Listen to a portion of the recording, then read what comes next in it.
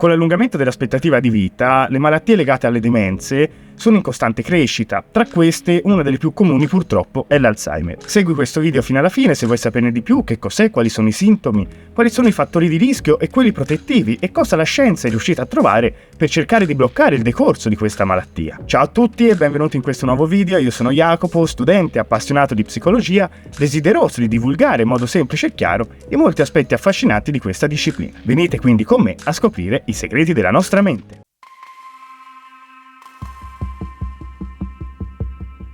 Il morbo di Alzheimer, o più comunemente chiamato Alzheimer, è una delle malattie del sistema nervoso più in crescita negli ultimi anni. L'allungamento dell'aspettativa di vita, con conseguente invecchiamento della popolazione, è una delle cause principali per lo sviluppo di questa malattia. L'Alzheimer può essere definito come un processo degenerativo che va a intaccare quelle che sono le cellule cerebrali, rendendo poco a poco l'individuo che ne è affetto incapace di una vita normale fino ad arrivare purtroppo anche alla morte. L'Alzheimer è la più comune forma di demenza e rappresenta circa il 50-60% dei casi. Uno studio del 2005, che vi lascio qui sotto in descrizione, stimava che nel 2005 ci fossero 24,3 milioni di persone con demenza, con 4,6 milioni di casi ogni anno, quindi un caso ogni 7 secondi. Nel 2040 inoltre ci si aspetta che il numero di persone con demenza nel mondo arrivi addirittura a 81 milioni. Purtroppo c'è una forma di Alzheimer, definita precoce, che colpisce le persone tra i 30 e i 60 anni e spesso è di origine genetica, mentre l'Alzheimer tardivo compare oltre i 65 anni. Quali sono i campanelli di allarme che riguardano l'Alzheimer? L'Alzheimer Association statunitense ha proposto alcuni campanelli di allarme di questa malattia. Il principale è la perdita di memoria. La persona malata può inizialmente dimenticarsi qualche cosa, per poi progressivamente dimenticare sempre più fatti, e spesso nelle fasi iniziali la persona si aiuta con foglietti o post-it per non dimenticare le cose e ricordarsi cosa deve fare. Un altro campanello d'allarme è il disorientamento nello spazio e nel tempo. La persona può perdere la strada di casa, non sapere dove si trova e come era fatto a raggiungere quel determinato posto. Può avere difficoltà nel riconoscere i numeri o compiere dei calcoli, può vestirsi in modo inappropriato, per esempio vestirsi in modo invernale in una calda giornata estiva, può avere anche difficoltà nella vita quotidiana, come prepararsi un pasto e scordarsi poi di servirlo, oppure addirittura di averlo cucinato. Vi possono essere cambiamenti di umore o di comportamento. La persona inoltre può mettere gli oggetti in luoghi singolari e non ricordarsi nemmeno come sono finiti lì.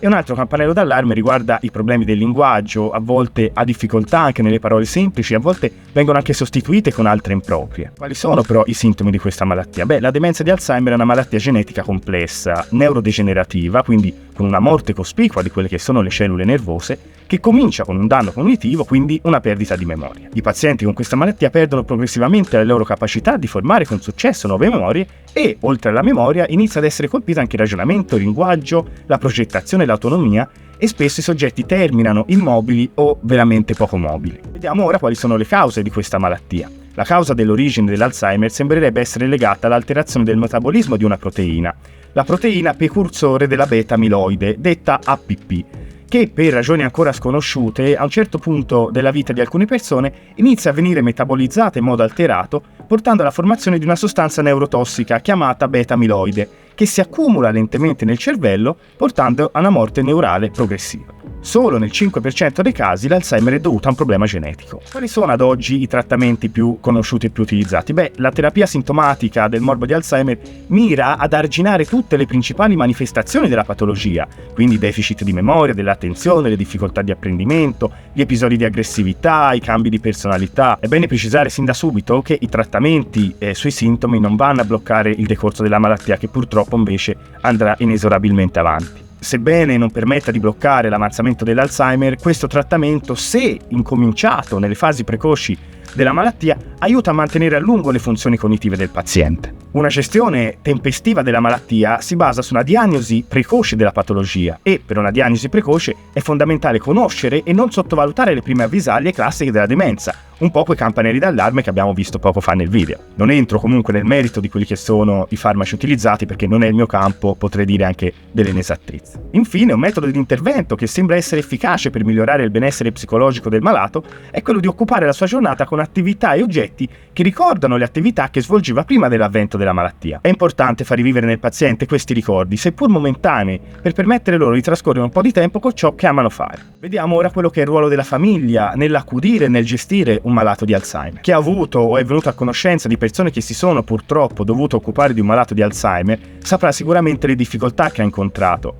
Prendersi cura di una persona affetta da questa malattia è un compito estremamente duro. A livello psicologico è difficile accettare la realtà, accettare che il proprio caro lentamente e inesorabilmente dimenticherà chi è, chi sono le persone accanto a lui, chi ha avuto un ruolo importante nella sua vita. A livello fisico poi il malato richiede spesso delle attenzioni costanti, un bisogno di assistenza continua che potrebbe indurre negli altri un senso di impotenza e sopraffazione di fronte alla situazione. Spesso poi chi si occupa del malato si trova a fare i conti con la mancanza di energia e con l'incapacità poi di accettare il peso che reca una simile condizione. Spesso, infine, la stessa abitazione, un luogo di intimità e calore, può diventare per la persona malata un luogo estraneo, spaventoso e da cui scappare. Considerando questi elementi, è importante che la famiglia venga seguita sin dalle prime fasi della malattia. Da qualche anno sono nate associazioni che si occupano delle famiglie di pazienti con Alzheimer con lo scopo di seguirle, aiutarle, sostenerle in tutti i momenti difficili. Non a caso, purtroppo, l'Alzheimer viene anche definita come una malattia di famiglia. Cari amici, questo video termina qui. Spero, come al solito, sia stato di vostro gradimento.